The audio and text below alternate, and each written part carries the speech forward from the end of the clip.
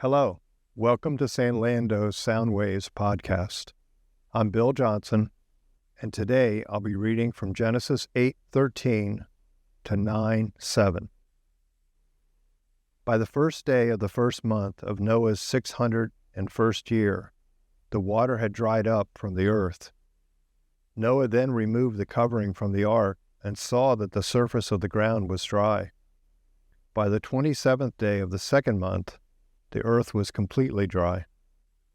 Then God said to Noah, "Come out of the ark, you and your wife and your sons and their wives. Bring out every kind of living creature that is with you, the birds, the animals, and all the creatures that move along the ground, so they can multiply on the earth and be fruitful and increase in number on it." So Noah came out, together with his sons and his wife and his sons' wives, all the animals and all the creatures that move along the ground, and all the birds, everything that moves on land, came out of the ark, one kind after another. Then Noah built an altar to the Lord. Taking some of all the clean animals and clean birds, he sacrificed burnt offerings on it. The Lord smelled the pleasing aroma and said in his heart, "Never again will I curse the ground because of humans, even though every inclination of the human heart is evil from childhood. Never again will I destroy all living creatures as I have done. As long as the earth endures, seed time and harvest, cold and heat, summer and winter, day and night will never cease."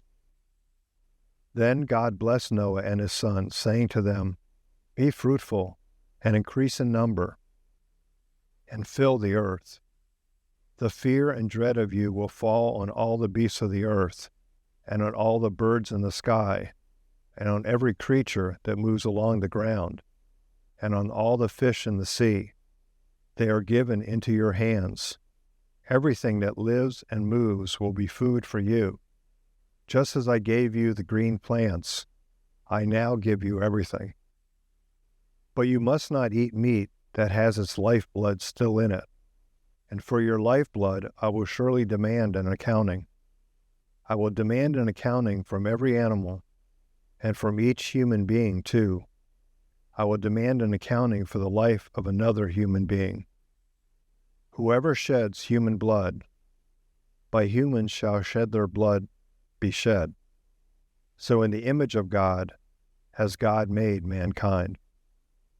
As for you, be fruitful and increase in number, multiply on the earth and increase upon it."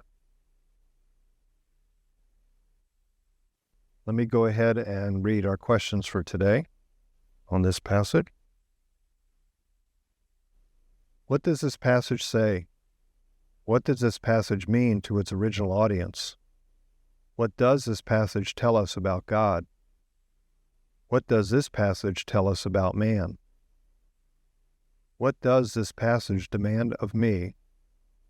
How does this passage change the way I relate to people? And what does this passage prompt me to pray to God? The devotional for today on this passage reads, God always stays fruitful to his promises. He promised Noah protection from the judgment brought upon the world because of sin. Though the process of salvation was unlike anything Noah had ever experienced, he trusted God's promises, and God rewarded his obedience. You can imagine the relief that accompanied Noah and his family as they stepped off the ark for the first time. They looked around at a world vastly different from the one they'd known prior to climbing on board the ark. Though much had changed, they received God's grace and favor in a remarkable way.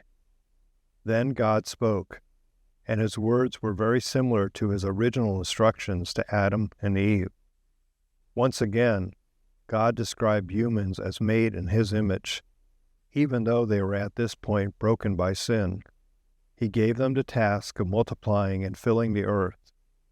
Just in case there's any confusion, God reiterates that his mission has not changed, even though it would now take a powerful act of God to make it possible. for sinful humans to fulfill his plan.